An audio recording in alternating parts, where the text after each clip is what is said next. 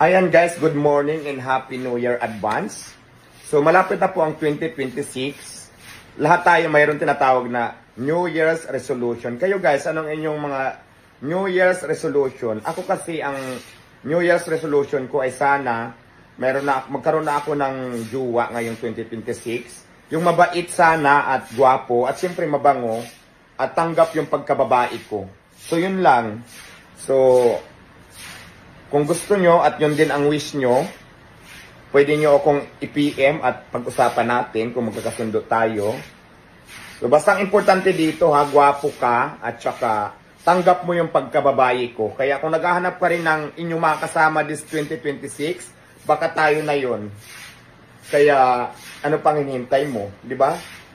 Mag-PM ka na at mag-comment ka na sa comment section. Make it sure na hindi nakalak ang profile mo.